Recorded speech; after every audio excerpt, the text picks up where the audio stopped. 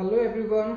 Amino acids में हम समझ चुके हैं अल्फ़ा अमीनो एसिड्स, क्यों इनको अल्फ़ा अमीनो एसिड्स कहते थे, ठीक है। और अब हमें समझना है इसके एल एंड एस कन्फिग्रेशन को, ठीक है। तो एक बार फिर से नज़र डालो इसके स्ट्रक्चर डायग्राम पर। हमने कहा था कि सभी के सभी 20 अमीनो एसिड्स में ये स्ट्रक्चर कॉमन होता है, जिसमें सेंटर में एक कार्बन होता है जिसको हम कहते हैं अल्फ़ा कार्बन। अल्फा कार्बन के साथ 4 डिफरेंट ग्रुप अटैच्ड होते हैं, hydrogen, carboxylic amino group and side chain, जिसको हम आर ग्रुप कहते हैं। इन चारों के डिफरेंट होने की वजह से इसको हम क्या बोल देते थे, कायरल कार्बन या असिमेट्रिक कार्बन, ठीक है। तो ये जो आपके सामने स्ट्रक्चर फॉर्मूला है, ये बेसिकली है एक फिशर प्रोजेक्शन,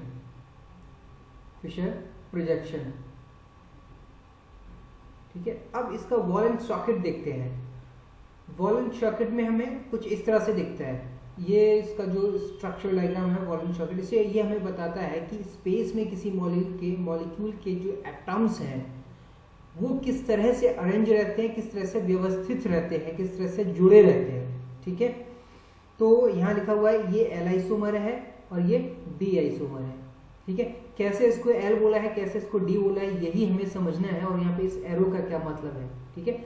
तो इसके कंसेप्ट को समझने से पहले हम एक नजर डालते हैं एल और डी पे। What does it mean by L and D. L का मतलब होता है लिबोरोटेटरी और डी मतलब डेक्स्ट्रोरोटेटरी। बेसिकली देखा जाए तो एल का मतलब सिर्फ यहाँ पे इतना समझ में आना चाहिए आपको, एल फॉर लिबो एंड डी फॉर डेक्स्ट्रो।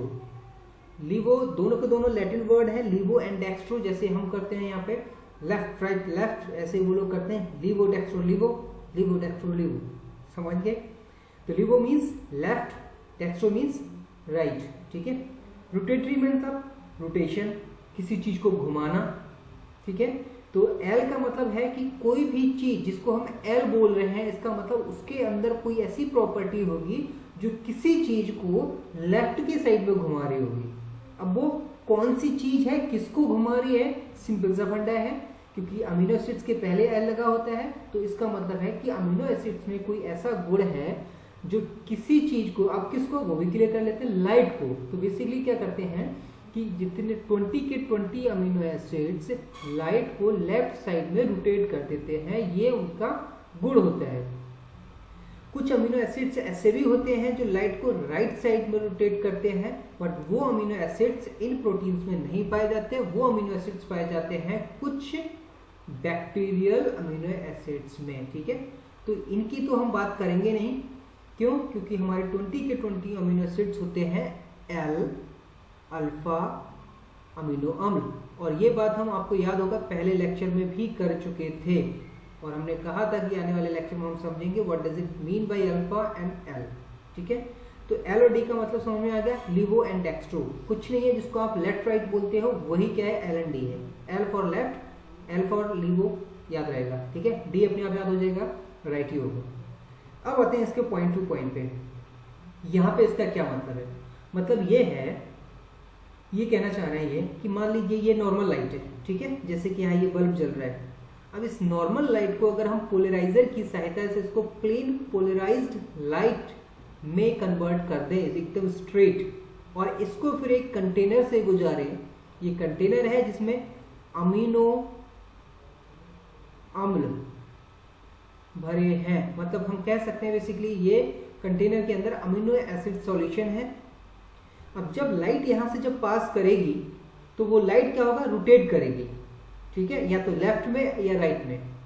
यहाँ पे लाइट अगर राइट में रोटेट कर रही है, मतलब घूम रही है, इसका मतलब है कि इसके अंदर जो भी अमीनो एसिड है, जो भी अमीनो अम्ल है, उसके अंदर क्या गुण है कि वो लाइट को, मतलब कौन सी लाइट को, प्लेन पोलराइज्ड लाइट को वो लेफ्ट साइड में या राइट साइड में रोटेट कर देता है। अब यही एक्सपेरिमेंट हमने जब अपनी प्रोटीन के 20 अमीनो एसिड्स पर दोहराया, तो हमें पता चला कि 20 के 20 मतलब सभी अमीनो एसिड लाइट को सिर्फ और सिर्फ एक ही डायरेक्शन में रोटेट कर रहे थे, और वो थी लिबो। और लिबो का मतलब अभी हमने क्या पढ़ा था, लेफ्ट।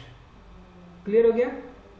तो इस वजह से इनको क्या कहा जाता है, इनको कहा जाता है व्हाट, लिबो रोटेटरी या एल अल्फा अमीनो एसिड्स। यहाँ भी देखो वही दिखा रहा है, normal light scattered plane polariser की सहायता से प्लेन पोलराइज में कन्वर्ट होगी। फिर ये बीच में कंटेनर है, कंटेनर से जब लाइट गुजर रही है तो यहाँ पर आपको दिख रहा होगा धीरे धीरे धीरे धीरे ये राइट लेफ्ट साइड में रोटेट हो रही है। अब यहाँ देखो ये क्या होगी, रोटेट होगी, ठीक है। और ये आग से आपको दिख रहा है कि लाइट रोटेट हुई। समझ में आ गया एल का मतलब क्या है? एल का मतलब कि अमीनो एसिड्स की वो प्रॉपर्टी, अमीनो एसिड्स का, अमीनो अम्ल का वह गुण जो लाइट को लेफ्ट साइड में क्या करते हैं, घुमा दे, रोटेट कर दे, ठीक है। तो हमने समझ लिया एल। अब समझते हैं एस क्या है। What is S, what does it mean by. अब जैसे यहाँ एल और डी है वैसे ही हमें पहले समझना पड़ेगा किसको, एल और एस के फंडा को। एस एन आर दो तरह के कन्फिग्रेशन होते हैं। कन्फिग्रेशन बेसिकली क्या होता है, कन्फिग्रेशन को हिंदी में कहते हैं विन्यास। क्या कहते हैं, विन्यास, ठीक है। अब देखो यहाँ पे एस का मतलब होता है सिनिस्टर। क्या मतलब होता है इसका, सिनिस्टर। और आर का मतलब होता है रेक्टस, ठीक। दोनों ये भी लैटिन वर्ड है, मुझे समझ नहीं आता है लैटिन वर्ड में दो अलग अलग क्यों बना दिए, हमारा आपका सरदर्द बढ़ा दिया। यहां सिनिस्टर का मतलब होता है लेफ्ट और यहां रेक्टस का मतलब होता है राइट, ठीक। चलो कम से कम एक तो गुड न्यूज है, एक तो प्लस पॉइंट हमारे लिए कि R for rectus, R for right, बाकी बचा लेफ्ट। समझ में आ गया। तो इसको हम बोलते हैं, अगर हम इसको बोल रहे हैं क्या, एस कन्फिगरेशन। तो एस कन्फिगरेशन का मतलब है कि यहाँ पे ये क्लॉकवाइज हुआ, एंटी क्लॉकवाइज हुआ। बताओ जरा, देखिए इसको, क्या दिख रहा है आपको, क्लॉकवाइज या एंटी क्लॉकवाइज। ये यहाँ पे है एंटी क्लॉकवाइज, ये जिसको आप काउंटर क्लॉकवाइज भी कह सकते हो, ठीक है। तो एस मतलब सिनिस्टर, मतलब लेफ्ट, या इसको कई बार हम एंटी क्लॉकवाइज भी बोल देते हैं, एंटी क्लॉकवाइज, ठीक है। समझ में आया। तो रेक्टस का मतलब क्या हो जाएगा, क्लॉकवाइज, क्लॉकवाइज, ठीक है।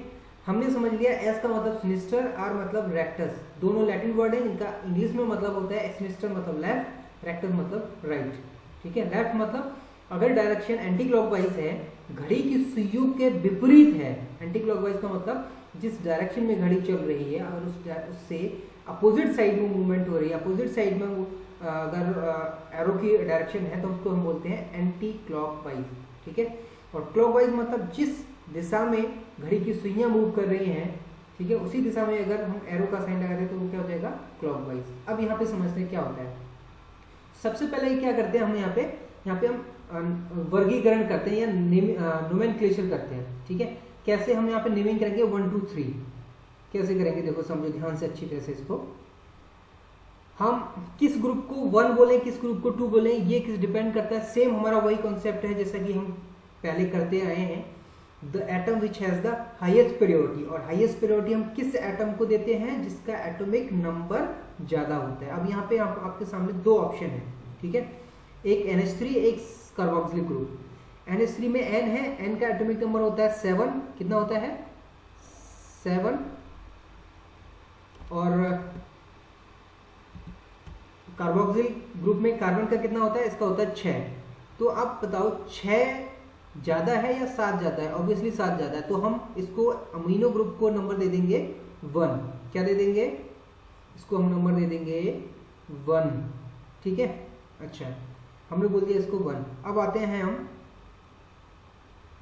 कार्बोक्सिल ग्रुप पे, ये 1 हो गया, तो 2 कौन सा होगा, 6 वाला, ऑब्वियसली ये 2 होगा, ठीक है। 3 कौन सा होगा, साइड चेन, ये 3 हो जाएगा, ठीक है। 4th कौन सा होगा, हाइड्रोजन, ये 4 हो जाएगा। समझ में आ गया। अच्छा, अब अगर मॉलिक्यूल इस तरह से अरेंज है, ठीक है, तो इसमें देखो क्या करोगे आप, सबसे पहले N, इसका एटॉमिक नंबर 7 होता है, तो इसको 1 नंबर हम लेवल कर देंगे, ठीक है। कार्बोक्सिल ग्रुप के कार्बन को हम 2 पे लेवल कर देंगे, 2, और R चेन का हम फिर 3 पे, और हाइड्रोजन फिर 4 पे, ठीक है। तो अभी आपको L और S इन चीजों पे ध्यान नहीं देना है। अब ये आपको सिर्फ ये देखना है कि ये दो अलग अलग डिफरेंट कन्फिग्रेशन है, डिफरेंट हम कह सकते हैं कि एटम्स की दो अलग अलग संरचनाएं हैं। अगर ये संरचना हमारे सामने होती तो हम इनका जो वर्गीकरण है 1 2 3 कैसे करेंगे, अगर ये संरचना होती तो कैसे करेंगे। दोनों में हम सिंपल सा कॉन्सेप्ट है वही अपनाएंगे, from highest priority to lowest priority, या सबसे बड़ी परमाणु संख्या से कम परमाणु संख्या की तरफ। तो यहाँ पे सबसे बड़ी थी, यहाँ पे अमीनो ग्रुप इस साइड था इसलिए हमने इस साइड से नेमिंग स्टार्ट की, यहाँ पे इस साइड से इसलिए हम इस साइड की तरफ नेमिंग स्टार्ट कर रहे हैं। अब आप खुद देखो, अब आपको क्या करना है, 1 ऐसे समझो 1 2 3 4। अब अगर आपको बढ़ते हुए क्रम में जाना है तो एरो किस डायरेक्शन में जाएगा, कुछ इस तरह से जाएगा, ठीक है। अगर हम इसको ऐसे लिखें 1 2 3 4 तो एरो कैसे जाएगा, फिर ऐसे जाएगा 4 की तरफ। तो यहाँ भी हम क्या करते हैं, हमने लेवल कहाँ से स्टार्ट किया था, हमने लेवलिंग स्टार्ट की थी अमीनो ग्रुप से, ठीक है। तो अब हम अमीनो ग्रुप को अगर यहाँ पे एरो से दिखाएंगे तो कैसे दिखाएंगे, 1 इधर है, फिर 2 ये आया, फिर 2 के बाद 3 के बाद 4, ठीक। तो मुझे ये बताओ, ये घड़ी की सुइयों के विपरीत दिशा में मूव कर रहा है या फिर उसके समान दिशा में, ऑब्वियसली विपरीत दिशा में, ठीक है। और किसकी साइड, लेफ्ट साइड में। और लेफ्ट साइड को हम क्या बोलते हैं, अब आपको जैसे भी याद रहे, अगर आपको ऐसे याद रहता है कि ये लेफ्ट साइड में मूव कर रहा है इसलिए क्या हो जाएगा, सिनिस्टर हो जाएगा, इसलिए इसको हम बोल देंगे एस कन्फिगरेशन, ठीक है। और एल फॉर लेफ्ट है इसलिए एस सिनिस्टर का मतलब ही लेफ्ट होता है, इसलिए यहाँ पे एल लिखा हुआ है, ठीक है। और सबसे आसान तरीका यही है, क्योंकि ये घड़ी की सुइयों के दिशा के विपरीत जा रहा है तो इसलिए क्या हो जाएगा, एंटी क्लॉकवाइज हो जाएगा। इसमें आप जब लेवल करोगे तो इसमें कैसे करोगे, इसमें क्या हो जाएगा, घड़ी की सुइयों के साथ हो जाएगा, क्योंकि ये 1 है, फिर ये 2 आया, फिर ये 3 आया, फिर ये 4 आया, तो ये क्या हो जाएगा, ये हो जाएगा आपका डी आइसोमर हो जाएगा, ये हो जाएगा क्लॉकवाइज, और ये हो जाएगा एंटी क्लॉकवाइज। समझ में आ गया।